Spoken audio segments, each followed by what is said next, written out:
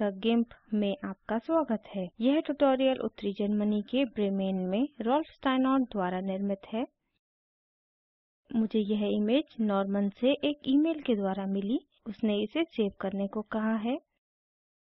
Raw converter का उपयोग करने के बाद उसे यह इमेज मिली है और यहाँ यह ओरिजिनल इमेज है। इमेजेस की तुलना करके नॉर्मन ने क्या किया है यह स्पष्ट होता है। पहले उसने इमेज को घुमाया है और उसके बाद फोरग्राउंड में रंग और चमक पाने के लिए उसने कर्व्स टूल से इमेज एडिट की है और बादलों को बहुत अधिक गहरा ना करने की कोशिश की है। जब आप यहाँ इस इमेज को देखते हो तो बादल बहुत खूबसूरत दिखते हैं। मुझे वे पसंद हैं और मैंने इस शो पर इस इमेज को दिखाने के लिए उनसे अनुमति मांगी है और मैं अब उसका काम फिर से करने की कोशिश करूँगी और फिर मैं उसकी इमेज में बेहतर बादल प्राप्त करने की कोशिश करूँगी। लेकिन पहले देखते हैं अगर इस इमेज के बारे में हमें कुछ एक्सेस जानकारी मिलती है जो संकेत देता है कि क्या गलत हुआ है। आप देख सकते हैं कि यह एक पैनासोनिक कैमरा है और इस कैमरे का सेंसर बहुत छोटा होता है। आप अपनी शर्ट की जेब में इस कैमरे को रख सकते हैं। और यहाँ हमारे पास एक्सपोजर डेटा है। एक्सपोजर टाइम 1 सेकंड में 1000 है और एपर्चर 5.6 है। फ्लैश ऑन था और कैमरे ने इमेज में फ्लैश के प्रभाव की गणना की है। और इस तरह के छोटे कैमरे का फ्लैश इस तरह के एक दृश्य के साथ काम नहीं करता। मुझे लगता है इमेज के इस भाग को चमकदार करने के लिए आपको अपने पीछे एक छोटे परमाणु बम की तरह किसी चीज़ की ज़रूरत होगी। यह इमेज जेपीईजी में सेव हुई है और जो एक और समस्या देता है। यह क्षेत्र जो यहाँ इस इमेज में वास्तव में दिलचस्प हिस्सा है जेपीईजी कंप्रेशन के कारण अत्यधिक गहरा हो गया है। और जब मैं क्षितिज में जूम करती हूँ मैं एक पूर्णतः स्पष्ट स्टफ देख सकती हूँ, लेकिन यह अधिक तीक्ष्ण है और क्षितिज पर वहाँ एक जहाज भी है। बादल बहुत स्पष्ट हैं, लेकिन जब हम गहरे हिस्से में जाते हैं आप यहाँ एक पेड़ देख सकते हैं लेकिन कुछ भी स्पष्ट रूप से नहीं दिखता है। यह इसलिए क्योंकि जेपीईजी इमेज के उन भागों को छोड़ देता है जिनको कैमरे का कंप्यूटर प्रोग्राम ऐसा समझता है कि आप कभी नहीं देखेंगे। लेकिन मुझे यह स्टफ यहाँ देखना है और मैं जेपीईजी कंप्रेशन के साथ थोड़ा अटक गई हूँ क्योंकि यहाँ खोई हुई जानकारियाँ फिर कभी नहीं दिखाई देंगी। और जब आप यह रॉ शूट करते हैं तब आप इस तरह की समस्याओं से बचते हैं और अगले ट्यूटोरियल में मैं आपको UF रॉ कन्वर्टर और गिम्प के साथ इसका इस्तेमाल कैसे करें इसे दिखाऊंगी और मुझे लगता है कि अगले ट्यूटोरियल के लिए यह सही विषय होगा। मैं यहाँ टूल बॉक्स में इसे खींचकर गिम्प में इमेज लोड करती हूँ और विंडो बड़ा करती हूँ। अब मेरी पहली स्टेप इस इमेज की साइजिंग करना है क्योंकि यह इमेज काफ़ी बड़ी है जिसके परिणाम स्वरूप XCF फाइल 40 मेगाबाइट से अधिक हो जाएगी। टूल बार में इमेज पर क्लिक कर साइज कम किया जा सकता है। स्केल इमेज चुनें। मैं चौड़ाई मानिए 1000 पिक्सल में बदलती हूँ और जब मैं टैब दबाती हूँ मुझे ऊंचाई 750 पिक्सल मिलती है और मैंने उत्तम इंटरपोलेशन चुना है इसलिए मैं स्केल पर क्लिक करती हूँ। यहाँ फ्रेम में पूरी इमेज प्राप्त करने के लिए शिफ्ट कंट्रोल E दबाएं और अब मैं इस इमेज को एडिटिंग के लिए सेट करती हूँ। पहली स्टेप रोटेटिंग होगी। पिछले ट्यूटोरियल में मैंने आपको इमेज रोटेट करने के 2 तरीके दिखाए हैं और आज तीसरा तरीका दिखाती हूँ। इमेज में जूम करने के लिए मैं उसी स्टेप का अनुकरण करती हूँ जहाँ मैं एक क्षैतिज लाइन देख सकती हूँ और क्षैतिज लाइन क्षितिज पर है क्योंकि परिभाषा के अनुसार क्षैतिज क्षितिज ही है। फिर मैं टूल बॉक्स में मेजरमेंट टूल चुनती हूँ और मैं इन्फो विंडो नहीं चुनती हूँ क्योंकि यह इमेज फ्रेम के बीच में पॉपअप होता है, लेकिन मुझे यहाँ नीचे स्टेटस बार में सारी जानकारी मिल सकती है। अब क्षितिज का एंगल प्राप्त करना आसान है। सिर्फ क्षितिज पर कर्सर रखें, माउस बटन दबाएं और इसे खींचें। लाइन को दूसरी तरफ खींचें और क्षितिज के पैरेलल एक लाइन बनाएं और बटन छोड़ें। स्टेटस बार में एंगल इन्फो को देखें और यहाँ मैं देखती हूँ कि एंगल 1.64 डिग्री है। अब मैं रोटेट टूल चुनती हूँ, सिर्फ इमेज पर क्लिक करती हूँ और टाइप करती हूँ -1.63 डिग्री। माइनस क्योंकि मैं प्लस 1.63 डिग्री काउंटर करना चाहती हूँ। रोटेट पर क्लिक करें और आपको रोटेट की हुई इमेज प्राप्त होती है। क्षितिज का परीक्षण करने के लिए मैं स्केल को नीचे खींचती हूँ और यह क्षैतिज है। अगली स्टेप इमेज को क्रॉप करना है, लेकिन मैं इमेज को अभी क्रॉप नहीं कर सकती हूँ क्योंकि इमेज का यह भाग नहीं दिखता है, अतः मैं वास्तव में स्टफ का निर्णय नहीं कर सकती।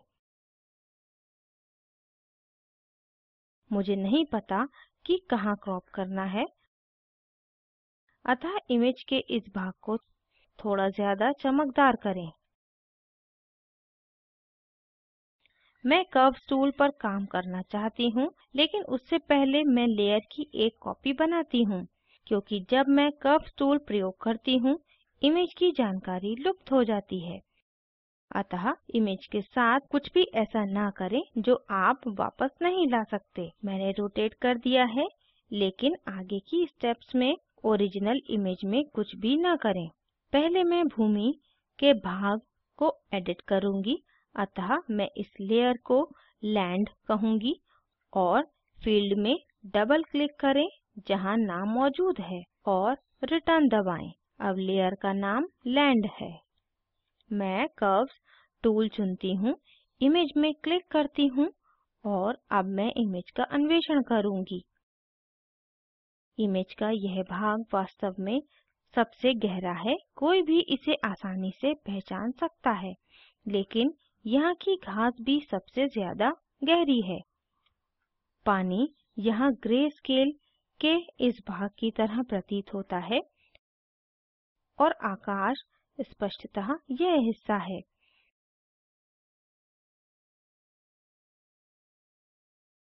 अतः मुझे इमेज में भूमि को चमकदार करना है और मैं इसे सिर्फ ऊपर खींचकर यह करती हूँ। अब सवाल जो दिमाग में आता है कि मुझे यह कितनी दूर तक खींचना चाहिए, क्योंकि जब मैं बहुत दूर जाती हूँ तो यह आर्टिफिशियल लगता है। और यदि मैं कर्व्स में बड़े अंतर के साथ आकाश और भूमि को मिलाना चाहती हूँ तो यह वास्तविक इमेज की तरह नहीं दिखता। अतः मैं इसे थोड़ा नीचे खींचती हूँ। मैं इसकी कोशिश करती हूँ। यह यहाँ अच्छा लगता है। समुद्र ज़्यादा चमकदार नहीं है और चैपल भी दिखता है। अतः ओके पर क्लिक करती हूँ। भूमि के भाग को एडिट करने के बाद अब मैं आकाश पर जाती हूँ। अतः मूल लेयर की दोबारा एक कॉपी बनाएं और इसे ऊपर ले जाएं और इसको स्काई नाम दें। लेयर पर डबल क्लिक करें, नाम में स्काई टाइप करें, एंटर दबाएं और हमारे पास स्काई है। अन्य लेयर्स को नुकसान पहुंचाए बिना मैं स्काई लेयर को एडिट करना चाहती हूँ और ऐसा करने के लिए मैं लेयर मास्क के साथ कार्य करती हूँ। स्काई लेयर पर राइट क्लिक करें, ऐड अ लेयर मास्क पर क्लिक करें और वाइट लेयर मास्क चुनें, यानी फुल ओपेसिटी, जिसका मतलब है यह लेयर पूरी तरह से दिखाई देती है और यह सफ़ेद है। मैं लैंड लेयर को छुपाना चाहती हूँ और मैं समुद्र और आकाश के बीच शार्प किनारा भी नहीं चाहती हूँ और इसके लिए मैं ग्रेडिएंट टूल प्रयोग करती हूँ। ग्रेडिएंट केवल काले और सफ़ेद के बीच एक चीज़ है। अब मैं यहाँ स्क्रैप लेयर में आपको यह दिखाती हूँ।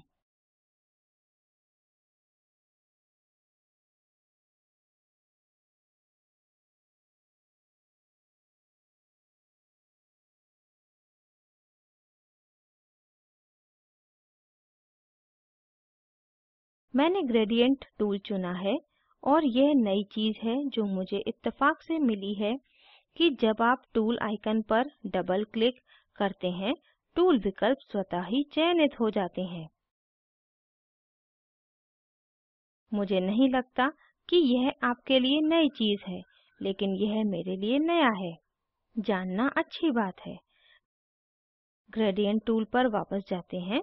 जब मैं इस लाइन को लेफ्ट माउस बटन क्लिक करके यहाँ खींचती हूँ और इसे छोड़ती हूँ, शुरुआती पॉइंट के बाईं तरफ का क्षेत्र काले रंग से भर जाता है और अंतिम पॉइंट के दाईं तरफ का क्षेत्र सफ़ेद रंग से भर जाता है, जो ग्रेडिएंट की अन्य साइड है। और सफ़ेद एवं काले के बीच का क्षेत्र ग्रे का भिन्न क्रम है और इसे ग्रेडिएंट कहते हैं। और मैं लंबा ग्रेडिएंट या बहुत छोटा ग्रेडिएंट बना सकती हूँ। यहाँ भिन्न ग्रेडिएंट टूल्स हैं और मैं यहाँ काले और सफ़ेद को स्टिक करूँगी। और यहाँ बहुत सारे विकल्प हैं, जैसे रेडियल, जहाँ आप वृत्त बना सकते हैं। यहाँ बहुत अधिक विकल्प हैं जिसका आप प्रयोग कर सकते हैं। इस टूल के ये विकल्प अन्वेषण करने योग्य हैं। अतः मैं शेप को लीनियर पर सेट करती हूँ और यहाँ स्क्रैप लेयर को मिटाती हूँ। अब यहाँ मैं स्काई लेयर पर कार्य कर रही हूँ। इमेज पारदर्शी बनाने से लेकर प्रत्यक्ष करने तक ग्रेडिएंट काले से सफ़ेद तक सेट किया है। और मैं लेयर डायलॉग पर वापस आती हूँ और जांचती हूँ यदि लेयर को मैंने खुद सक्रिय किया है, क्योंकि मैं मूल इमेज में पेंट नहीं करना चाहती हूँ। मैं लेयर मास्क को पेंट करना चाहती हूँ और इमेज में जूम करने के लिए जूम टूल चुनें। इसे थोड़े अभ्यास की ज़रूरत है।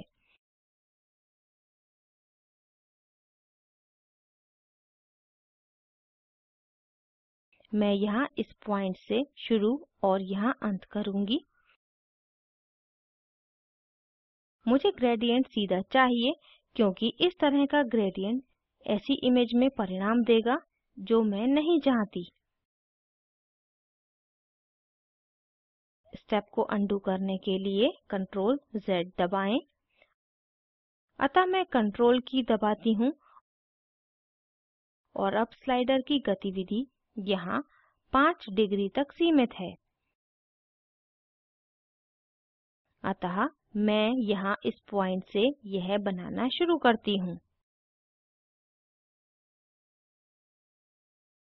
जब आप पूरी इमेज पर वापस जाते हैं तो आप देखते हैं कि यह मेरा ग्रेडिएंट है। और जब मैं अन्य लेयर बंद करती हूँ ऊपरी लेयर में इमेज का केवल ऊपरी भाग दिखता है और अन्य बैकग्राउंड में दिखते हैं।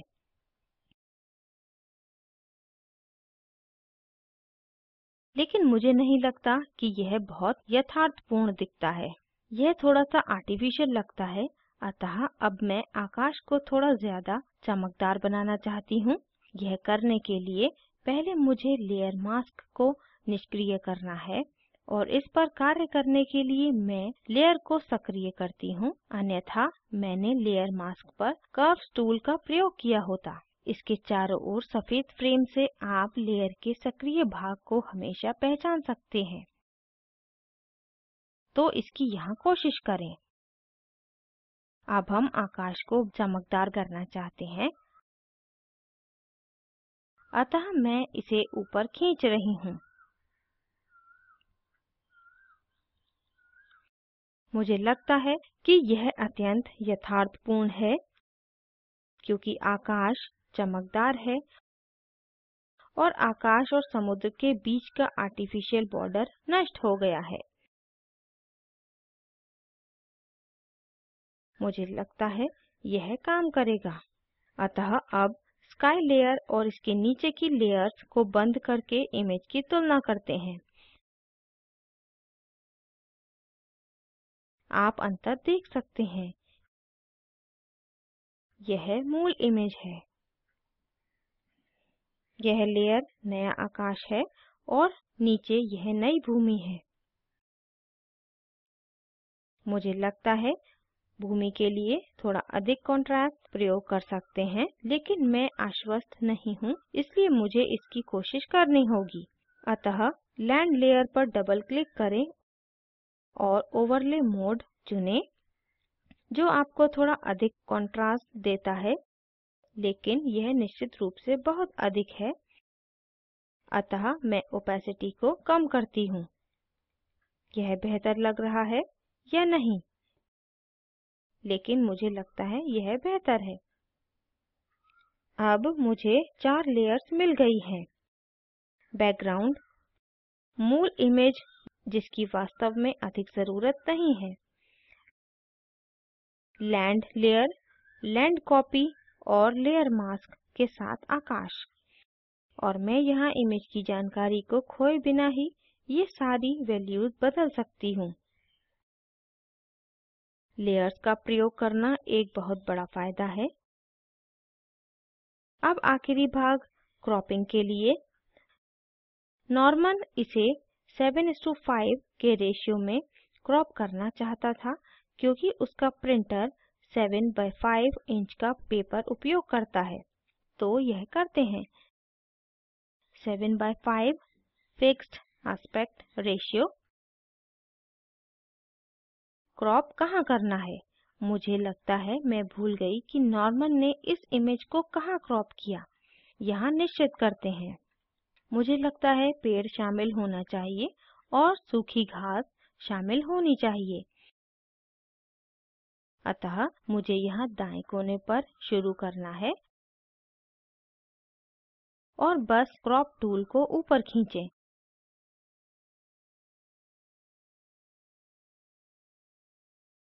यह केवल पसंद की बात है और पंपिंग के साथ कुछ नहीं करना है।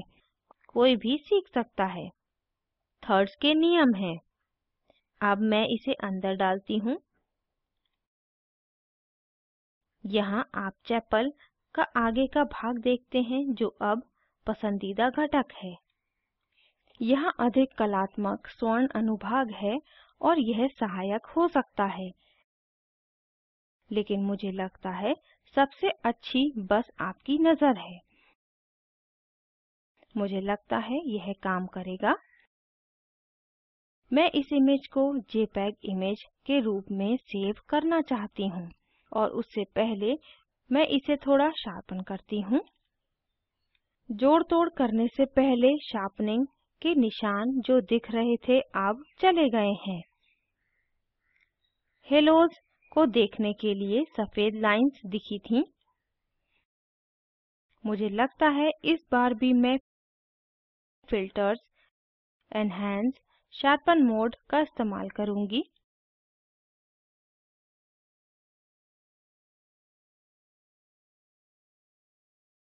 यह मूल रूप से अनशार्प्ड मास्क है। कुछ मानक वैल्यूज प्रीसेट के साथ शार्पनिंग। मैं आगे के ट्यूटोरियल में अनशार्प्ड मास्क को कवर करूँगी। मैंने पहले कभी भी यह प्रयोग नहीं किया है और उसके लिए मुझे अपने आप यह सीखना है, जिससे कि मैं इसके बारे में कुछ समझा सकूं। मुझे लगता है यह यहाँ अच्छी तरह काम करता है। मैं जा सकती हूँ और इमेज सेव कर सकती हूँ।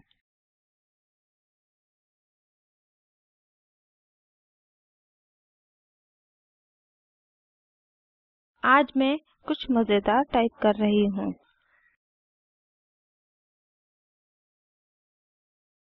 ठीक है, मुझे पता है कि जेपीईजी विविध लेयर्स के साथ इमेज को हैंडल नहीं कर सकता है, इसलिए इमेज अब एक्सपोर्ट हो गई है और बाकी की सारी लेयर की जानकारियाँ लुप्त हो गई हैं और गिम्प सिर्फ एक चेतावनी देता है और मुझे लगता है कि 85% क्वालिटी अच्छी है। फाइल के आकार और इमेज की क्वालिटी के बीच उचित समझौता। और अब मैं अपनी इमेज को शार्पन और रीसाइज करने के बाद वापस आ सकती हूँ, जिससे मैं इसे शो नोट के लिए अपने ब्लॉग में रख सकूँ।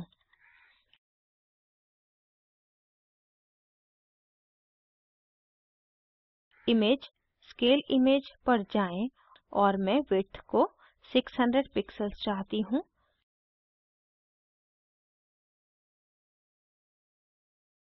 केवल इसे स्केल करें और अब मैं इसे दोबारा शार्पन करती हूँ।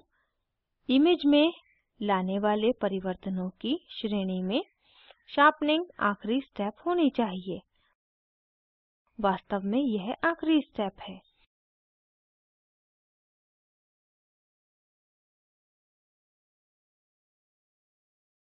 एल्गोरिदम केवल अच्छा काम करता है यदि उसके बाद आप कुछ भी नहीं बदलते हैं, कोई आकार परिवर्तन भी नहीं। अब इसे देखते हैं। मुझे लगता है मेरे पास थोड़ा अधिक हो सकता है। मूल रूप से उसी अमाउंट पर समाप्त करते हैं। अब मैं इस इमेज के साथ सहमत हूँ। मैं इसे .600 की तरह सेव करती हूँ, अतः मैं जान सकती हूँ कि ब्लॉक में बाद में कौन सी इमेज रखनी है।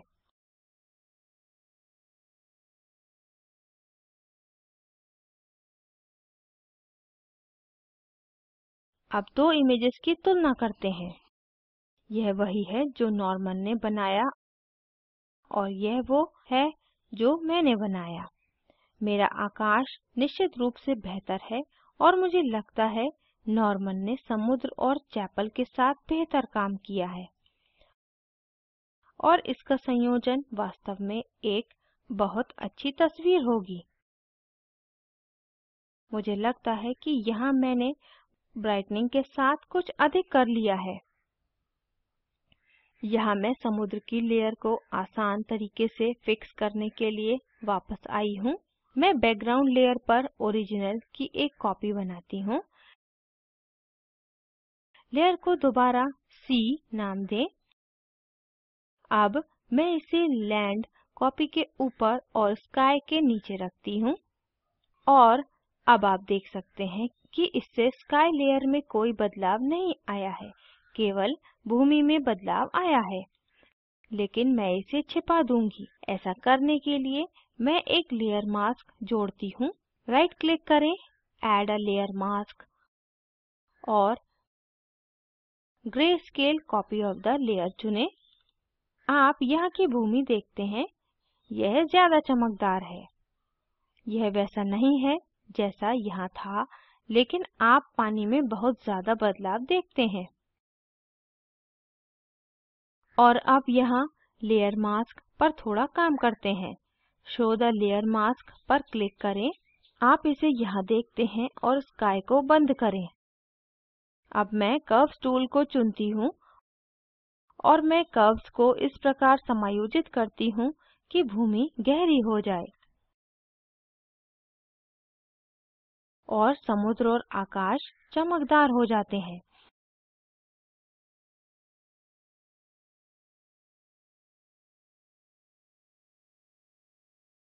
अब इमेज को देखें। शो लेयर मास्क पर अनक्लिक करें। अब आप देखते हैं कि लगभग बिना किसी अंतर के यह भूमि के लिए काफी अच्छा है और समुद्र अच्छा है। अब जब मैं सी लेयर चुनती हूँ तो आप देख सकते हैं कि समुद्र बेहतर है। अब मैं कर्व्स टूल प्रयोग करके इमेज में वैल्यूज को बदलूंगी।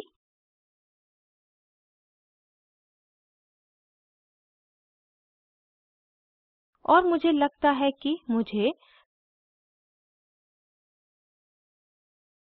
समुद्र को थोड़ा ज़्यादा कंट्रास्ट देना चाहिए।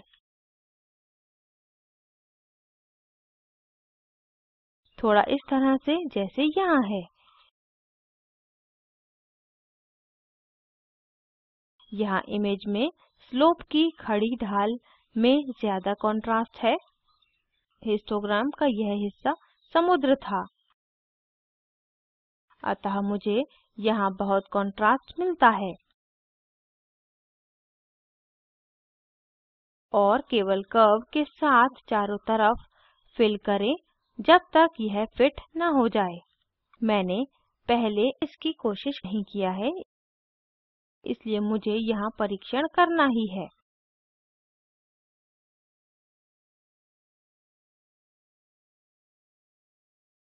मुझे लगता है कि यह बेहतर तरीका है उससे जो स्टफ पहले था। अब चट्टानों और समुद्र के बीच के बॉर्डर को देखते हैं। पहले मुझे वहाँ बहुत समस्या थी, इसलिए इस समय मुझे हेलोज लगभग नहीं दिखते हैं। और जब मैं यहाँ इसमें जूम करती हूँ,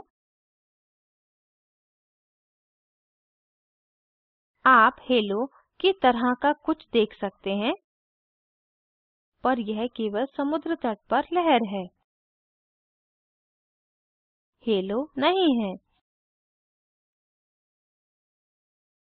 मेरी पहली कोशिश में मैंने भूमि, समुद्र और आकाश के बीच थोड़ा अधिक अंतर प्राप्त करने की कोशिश की। मैंने बस इसे कर लिया है, लेकिन इस तरीके से मुझे लगता है यह बेहतर कार्य करता है। अतः यहाँ कुछ करना रह गया है क्या? अधिक जानकारी meetthegimp.org पर उपलब्ध है। यदि आप टिप्पणी भेजना चाहते हैं तो कृपया info@meetthegimp.org पर लिखें। उम्मीद करती हूँ आपसे अगली बार फिर से मिलेंगे। IIT बॉम्बे से मैं श्रुति आर्य आपसे विदा लेती हूँ। हमसे जुड़ने के लिए धन्यवाद।